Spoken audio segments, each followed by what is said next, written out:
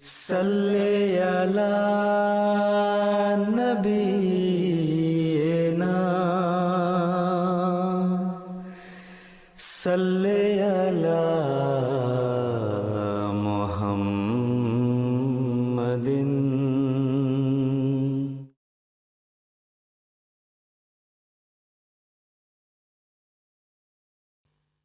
Bagaimana cara bertabligh sembunyi-sembunyi di masa permulaan, rukun Islam di masa permulaan, serta permulaan tabligh secara terbuka dan markas Islam pertama. Itu yang akan kita bahas pada episode kali ini.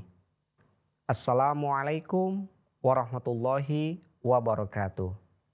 Pemirsa MTA yang berbahagia, mari kita bersama-sama mengikuti jejak Sang Rasul. Ya qalbi yazkur Ahmada Aynal huda mufnil ida. Allahumma sholli ala Muhammad wa ala ali Muhammad kama shallaita ala Ibrahim wa ala ali Ibrahim innaka Hamidum Majid. Allahumma barik ala Muhammad wa ala ali Muhammad kama barakta ala Ibrahim wa ala ali Ibrahim innaka Hamidum Majid. Pemirsa MTA dimanapun Anda berada, kembali lagi pada program Jejak Sang Rasul. Adapun pada episode kali ini kita akan membahas cara sembunyi di masa permulaan dan tingkah laku kaum Quraisy. Pada saat itu, Islam belum memiliki markas dan hanya bertabligh dengan sembunyi-sembunyi selama 3 tahun. Karena alasan inilah, Hazrat Rasulullah SAW bertemu dengan kaum muslim dengan cara sembunyi-sembunyi di rumah mereka masing-masing atau bahkan di luar kota Mekah. Sehingga mereka, yakni umat muslim pada saat itu, tidak mengetahui keislaman mereka satu dengan yang lainnya. Hanya sedikit kabar saja yang sampai ke telinga para pemimpin Quraisy. Pada saat itu, para pemimpin Quraisy tidak memiliki keberatan akan keislaman orang-orang. Dan hanya ada ejekan dan cemoohan saja yang dilontarkan kepada mereka. Mereka menganggap bahwasanya Islam hanyalah permainan anak-anak. Penentangan yang sangat keras hanya timbul karena emosi pribadi saja, bukan upaya yang menyeluruh yang dilakukan oleh kaum kufar Quraisy. Pemirsa MTA, pada saat itu rukun Islam tidak memiliki ibadah-ibadah yang sebagaimana mestinya seperti halnya sekarang. Penekanan utamanya hanya terletak pada tauhid saja. Berkenaan dengan sholat, puasa, haji dan zakat pun belum ada pada saat itu dan belum diresmikan. Hazrat Rasulullah SAW memang pernah mendapatkan ajaran daripada malaikat Jibril bahwasanya untuk melaksanakan sholat dan wudhu, beliau SAW melaksanakan sholat 5 waktu belum secara teratur pada saat itu. Kaum muslimin pun berkumpul hanya 2 atau 4 orang saja di rumah mereka masing-masing atau bahkan di lembah dekat Mekah. Suatu kali, Hazrat Rasulullah SAW dan Hazrat Ali radhiyallahu anhu tengah mendirikan sholat di sebuah lembah dekat Mekah. Abu Thalib, sang paman Rasulullah SAW, melihat mereka berdua tengah melaksanakan sholat. Abu Thalib menunggu Hazrat Rasulullah SAW dan anak beliau, yakni Hazrat Ali, selesai dari sholat mereka. Kemudian, ketika Abu Thalib melihat bahwasanya Hazrat Rasulullah SAW dengan Hazrat Ali selesai dari sholatnya, ia menghampiri mereka dan bertanya, "Wahai keponakanku, agama apa yang engkau pilih?" Hazrat Rasulullah Shallallahu Alaihi Wasallam menjawab, "Paman, ini adalah agama Allah dan agama Ibrahim." Pada saat itu juga Hazrat Rasulullah Shallallahu Alaihi Wasallam sedikit menabligi Abu Thalib, paman beliau.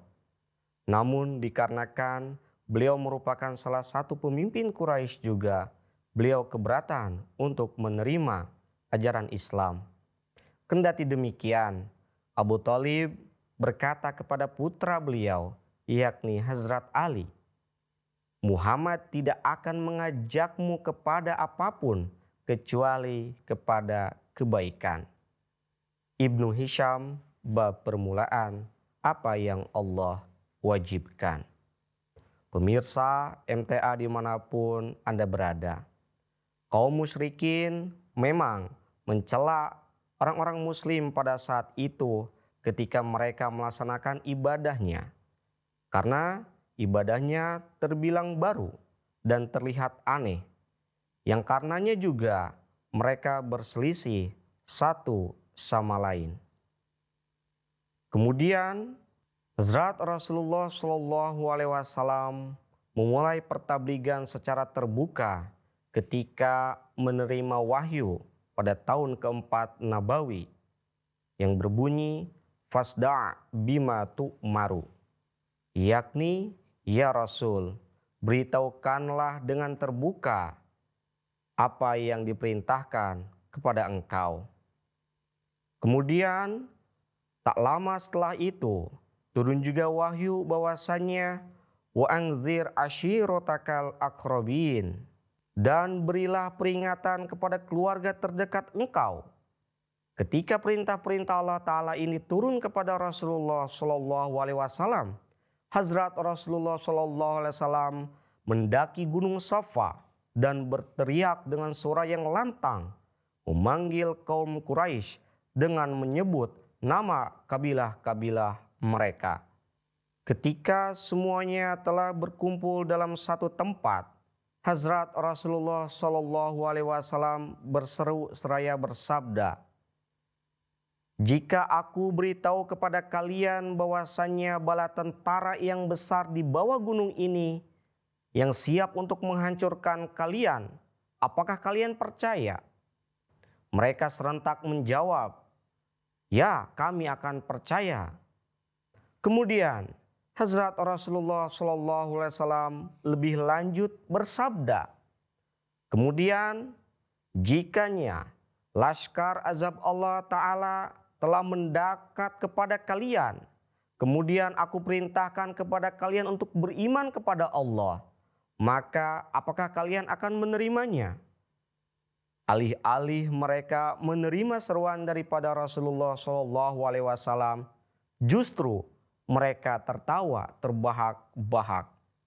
Kemudian sang paman beliau sendiri yang berada di situ berkata kepada Hazrat Rasulullah Shallallahu Alaihi Wasallam, "Tabbalaka alihadza jama'tana." Celakalah engkau Muhammad, apakah engkau mengumpulkan kami karena tujuan ini? Dikutip dari Tabari.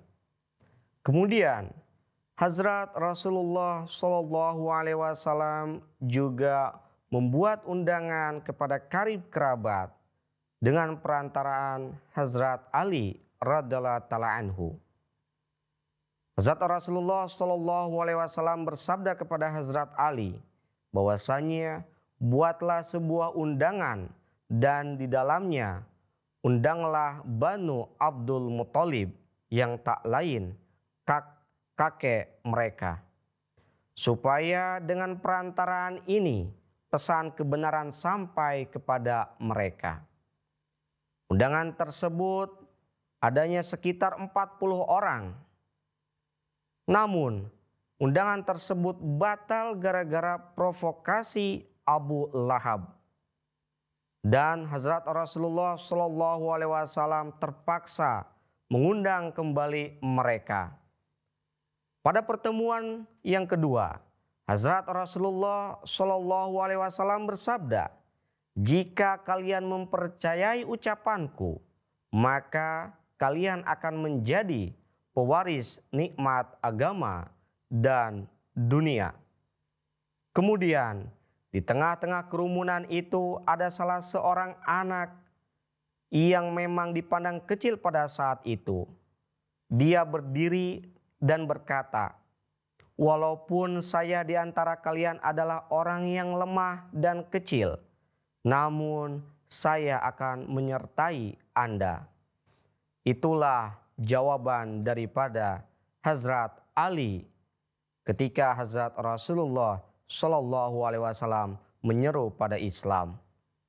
Namun tak disangka-sangka alih-alih keluarga beliau menerima keislamannya, mereka justru tertawa terbahak-bahak dan Abu Lahab berbicara kepada kakaknya, yakni Abu Thalib, paman Rasulullah Shallallahu Alaihi Wasallam dan ayah Anda Ali radhiyallahu taala anhu, yakni, "Perhatikanlah, Muhammad menyuruhmu supaya kamu mengikuti anakmu. Hal ini justru merupakan kerendahan daripada kaum Quraisy jika memang menerima Muhammad Shallallahu Alaihi Wasallam dan Islam pada saat itu." Pada tahun keempat Nabawi inilah Hazrat Rasulullah Shallallahu Alaihi Wasallam terbesit suatu ide bahwasanya umat Muslim harus memiliki satu markas atau pusat. Kemudian berdirilah pusat tabligh pertama, yakni di Darul Arqam. Darul Arqam sendiri terletak di kaki Gunung Sofa, yakni rumah milik seorang Muslim baru atau mubayyi'in baru bernama Arqam bin Abi Arqam. Ya, kemudian Hazrat Rasulullah Shallallahu Alaihi Wasallam juga biasa bekerja dan berkhidmat di Darul Arqam kira-kira hingga 3 tahun lamanya. Hazrat Rasulullah Shallallahu Alaihi Wasallam membuat tempat tersebut menjadi pusat Islam pada tahun keempat Nabawi itulah. Dan beliau Shallallahu Alaihi Wasallam mengerjakannya hingga akhir tahun ke-6 Nabawi. Orang-orang yang terakhir masuk Islam di Darul Arqam adalah salah satunya Hazrat Umar radhiyallahu taala anhu, yang karena keislamannya memberikan pengaruh yang sangat kuat terhadap kaum muslimin. Dan mereka berani untuk keluar dari Darul Arqam memulai pertabligan secara terbuka. Zarqani dan Khamis.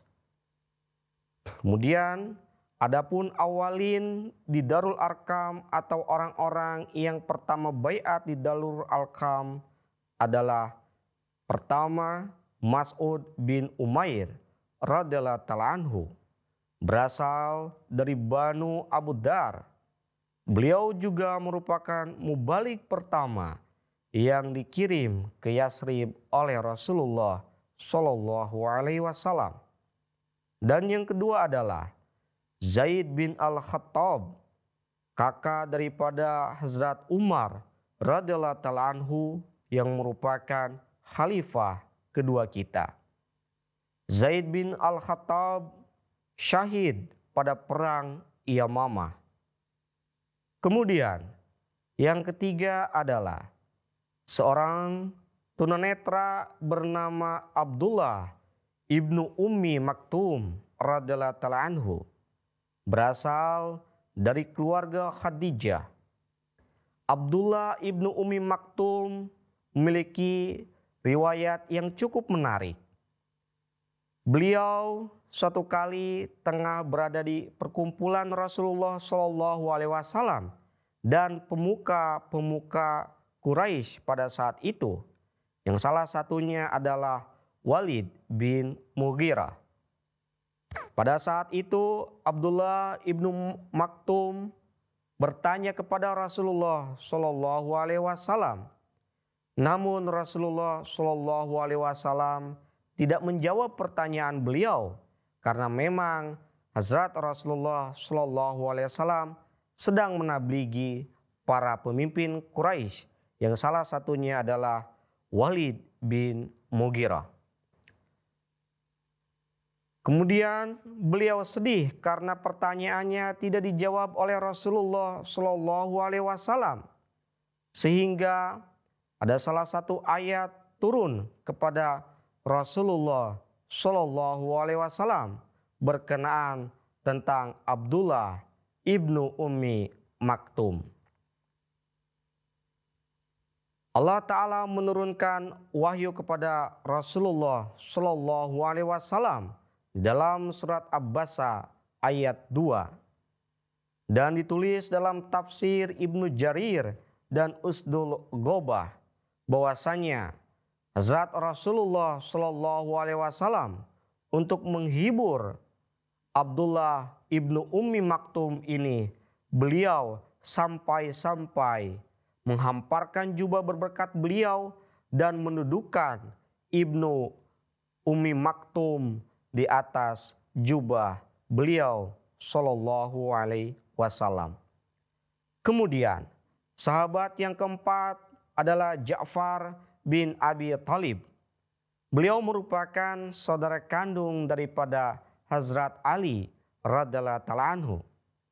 Riwayat menyebutkan bahwasannya Ja'far bin Abi Thalib memiliki keistimewaan, yakni dari segi sifat dan akhlaknya yang mirip dengan Rasulullah Shallallahu Alaihi Wasallam. Kemudian yang kelima ada Ammar bin Yasir radhiyallahu ta'ala anhu. Kemudian sahabat yang keenam adalah Suhaib radhiyallahu ta'ala anhu bin Sinan. Beliau merupakan sahabat yang sangat cinta kepada Islam dan Rasulullah Shallallahu Alaihi Wasallam. Beliau hijrah dari Mekah ke Madinah setelah hijrahnya Rasulullah Shallallahu Alaihi Wasallam. Ketika beliau radhiyallahu ta'ala anhu hendak hijrah dari Mekah ke Madinah, kaum Quraisy menghentikan hijrahnya beliau radhiyallahu ta'ala anhu dan berkata dengan mengancam bahwasanya engkau boleh pergi dari Mekah menuju Rasulullah Shallallahu Alaihi Wasallam dengan syarat memberikan semua harta yang engkau miliki untuk kami. Dengan tidak pikir panjang, karena kecintaan beliau terhadap Allah Ta'ala dan Rasulullah Shallallahu Alaihi Wasallam, beliau berkata bahwasanya ambillah semua hartaku dan biarkanlah aku pergi. Dengan syarat inilah beliau meninggalkan semua hartanya dan memberikan kepada kaum Quraisy, kemudian pergi ke Madinah menyusul Hazrat Rasulullah Shallallahu Alaihi Wasallam. Ketika kabar ini sampai kepada Rasulullah Shallallahu Alaihi Wasallam, beliau Shallallahu Alaihi Wasallam bersabda dengan hati yang sangat senang bahwa Suhaib radhiyallahu ta'ala anhu telah membuat perdagangan yang sangat menguntungkan, bahwasanya menjual semua hartanya demi Allah Ta'ala dan Rasulullah Shallallahu Alaihi Wasallam. Beliau juga biasa menjadi imam badal ketika Khalifah Umar radhiyallahu ta'ala anhu jatuh sakit. Kemudian ketika Khalifah yakni Hazrat Umar radhiyallahu ta'ala anhu wafat, beliau juga memimpin sholat jenazah daripada Hazrat Umar radhiyallahu ta'ala anhu. Kemudian sahabat yang terakhir adalah Abu Musa radhiyallahu ta'ala anhu. Beliau merupakan seorang sahabat yang sangat menyukai irama melodi. Sampai-sampai Hazrat Rasulullah Shallallahu Alaihi Wasallam bersabda berkenaan tentang Abu Musa radhiyallahu ta'ala anhu, yakni Abu Musa radhiyallahu ta'ala anhu memperoleh bagian daripada irama melodi Daud. Pemirsa MTA dimanapun Anda berada, demikianlah sejumput kisah-kisah daripada Rasulullah Shallallahu Alaihi Wasallam dan para sahabatnya. Bagaimana Rasulullah SAW memulai pertabligan dengan sembunyi-sembunyi, kemudian mendirikan markas Islam di Darul Arqam dan mulai pertabligan dengan terbuka. Bahkan di sana banyak pengorbanan-pengorbanan daripada sahabat radhiyallahu taala anhu. Semoga kita semua dapat mengikuti jejak langkah beliau sallallahu alaihi wasallam dan para sahabatnya, sehingga menjadikan kita umat Nabi Muhammad yang sejati. Amin, amin ya rabbal alamin. Assalamualaikum warahmatullahi wabarakatuh.